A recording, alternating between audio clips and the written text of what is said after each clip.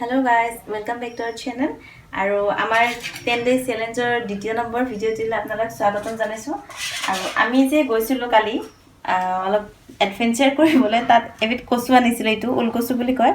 মানে এইখিনি মই আজৰি টাইমত বাছি থৈ দিলোঁ, আগতীয়াকৈ বাছি থলোঁ আৰু এতিয়া সময় পাইছোঁ, এতিয়া বনাই দিওঁ। এতিয়া দুপৰীয়া 12টা বাজিল আৰু এই বস্তুটো এনেকৈ বাছাটো মই বাৰু দেখাই দিওঁ, বহুতে নাজানিব পাৰে। ইয়াৰে এই কচুটোৰ আগবোৰ যে আছে, এনেকৈ আগবোৰ ছিঙি পেলাই দিব লাগে। আমাৰতো বাছা হৈ গৈছে বাৰু, বাছি থৈ দিছিলোঁ মই। তো এনেকৈ আগবোৰ ছিঙি দিব লাগে, নিদিলে ডিঙিত ধৰিব। তো এনেকৈ ছিঙা হৈ গ'ল আগবোৰ ছিঙি এনেকৈ আমি চুৰি দি বা এনেকৈ হাতেৰে ছিঙি এনেকৈ দি দিছোঁ। মই বাৰু এইবোৰ গোটেই আগতীয়াকৈ বাছি ধুই লৈছোঁ, ধুই লৈ এতিয়া বনাবলৈ ওলাইছোঁ। আৰু মই ভাবিলোঁ বহুতে নাজানিব পাৰে, যিহেতু পাহাৰীয়া এবিধ কচু হয়, ওলকচু বুলি কয়। সেয়েহে মই ভাবিলোঁ কি দেখাই দিওঁ ৰেচিপিটোত আজি দ্বিতীয় নম্বৰ ব্লগত আমি দেখাই দিওঁ কেনেকৈ বনাওঁ। আৰু দিনটো বহুত সময় পোৱা নাছিলোঁ, বহুতো কাম কৰি আছিলোঁ, সেইকাৰণে এতিয়াৰ পৰা ষ্টাৰ্ট কৰি দিলোঁ আৰু ভিডিঅ'টো শেষলৈকে আপোনালোকে চাই থাকক। কি কৰোঁ দিনটোত অলপ দেখাই যাম আৰু আগৰখিনি নেদেখালোঁ, মৰ্ণিং সময় নাপালোঁ, এতিয়াৰ পৰা ষ্টাৰ্ট কৰি দিলোঁ। সেইটো বহাই লৈ আমি ইয়াত অলপ তেল দি দিলোঁ। তেলটো গৰম হ'লে তাৰপিছত বনাম নহৰু ইয়াতে কাটি থোৱা নহৰু আছে, মোৰ চেলাই থোৱা নহৰু দি দিওঁ কেইটামান। বেছিকৈ দিলে ভাল লাগে, এইখিনি নহৰু আমি দি দিছোঁ জোখৰে। ইয়াতে আমি এনেকৈ জলকীয়া দুফাল কৰি আমি ইয়াত দি দিলোঁ তেলত। জলকীয়া আৰু আম টেঙা দিওঁ আমি। কচুবোৰ অলপ দি দিওঁ।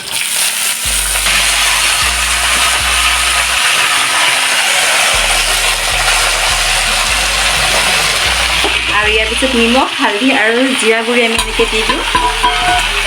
কচুখিনি গলিবৰ কাৰণে আমি ইয়াত মছলাখিনি দি ঢাকনিখন মাৰি দিম অলপ সময়। জুইটো একদম কমকৈ দিছোঁ এতিয়া, আৰু অলপমান হ'বলৈ দিছোঁ। এতিয়া আমি কাটিম আম।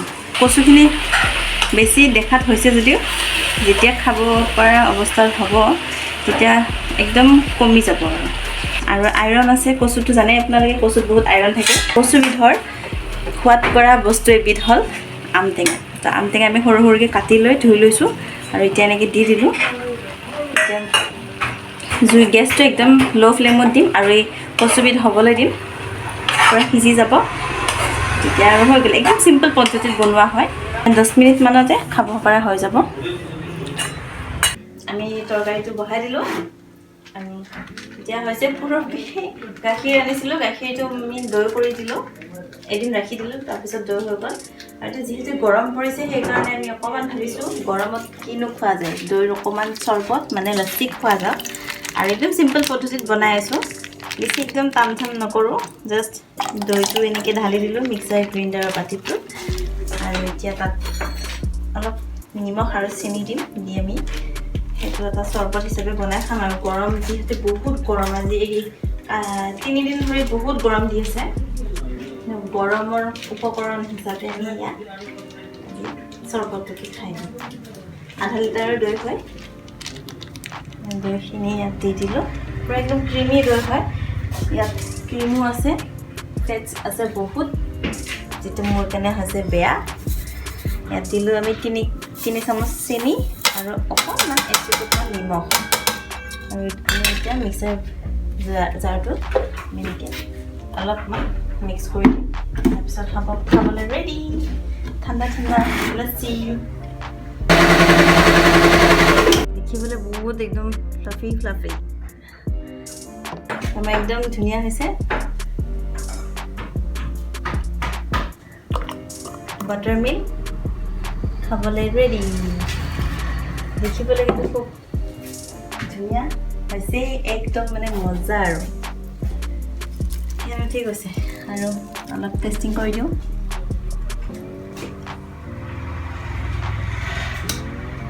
মজা লাগিছে আৰু গৰমৰ কাৰণে বঢ়িয়া। আৰু এইটো খাই মই কি হৈ আছে চাই দিওঁ। আগবাঢ়িলে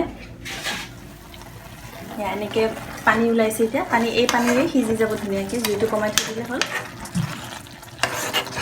ধুনীয়া এটা গোন্ধ ওলায়, কাৰণ আম টেঙা দিছিলোঁ যে। আমাৰ কচু ৰেডি হ'ল।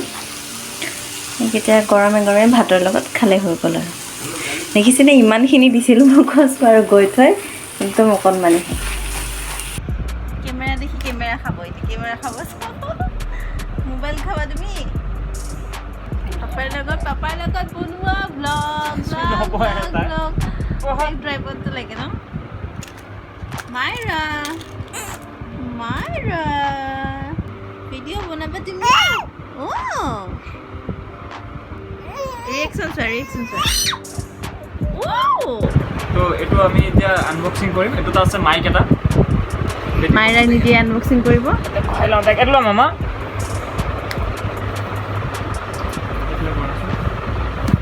দি দিয়ে তোমাৰ দি দিয়ে এনেকৈ হ'লে কেনেকৈ হ'ব নহ'ব নহয় এনেকৈ হ'লে কেনেকৈ হ'ব কোৱা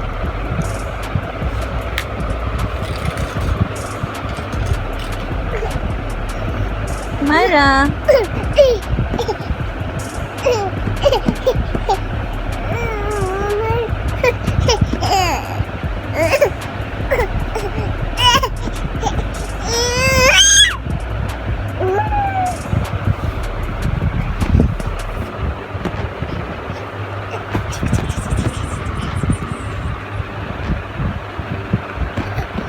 আজি এইটো আনবক্সিং কৰোঁ কি হৈছে মই নাজানো লগতে চাওঁ এই মা তো তোমাৰ আমাৰ কি এইটো চুৰিৰ নাম কি খাচীয়া চুৰি খাচীয়া চুৰিৰে মই আনবক্সিং কৰোঁ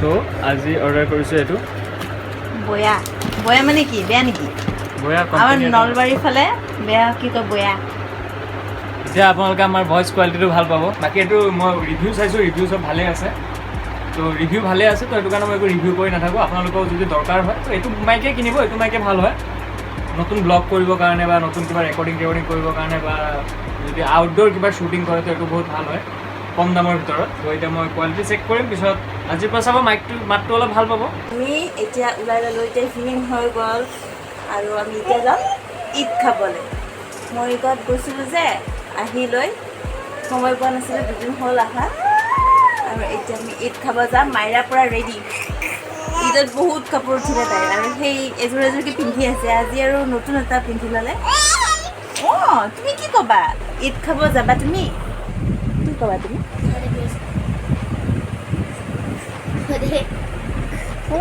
শুই দিছে তাই ঐ বাপৰে ইমান গুড গাৰ্ল আমি যাম মাহীৰ ঘৰত আৰু দেখুৱাই আছোঁ এনেই অলপমান ফুৰি আহোঁ আৰু ইভিনিং টাইমত অঁ মাইৰা একদম ৰেডি নেকি তুমি থাকা নহ'লে আমি যাওঁগৈ তুমি থাকা দেই ইয়াতে থাকা আমি যাওঁ তাই যাওঁ তুমি থাকা আমি যাওঁ বাই বাই তুমি থাকা দেই তুমি থাকা ইয়াতে থাকা কিয় তুমি বহা নবহে তাই গম পাই গৈছে আমি ফুৰিবলৈ যাম অঁ ডান্স কৰি দিয়া বাৰ আই এম এ বম কোৱা বম আই এম এ চা কা হা মিঠা কৈছা I am a bom. I am a cha. আমি আহি গ'লো মাহী ঘৰত আহি কেনে কোনা এটা লৈ মোবাইল মই কেন্ডি ক্ৰাছ আপতো মানে আৰু এইটো কি দাদাৰ ছোৱালী আৰু এইটো হৈছে মাহীৰ ল'ৰা দে সমীৰ কিছুমান ভিডিঅ'ত দেখা পাইছে তাৰ এয়া মাইৰা আহি গৈছে নানীয়েকৰ কোলাত মাহী নানী কোন হয়তো আৰু এইটো মাহীয়েক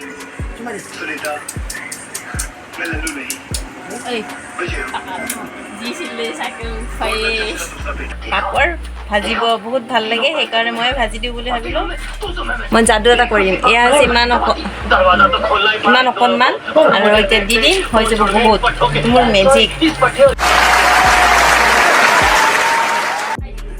মাইৰা কি কৰি আছা তুমি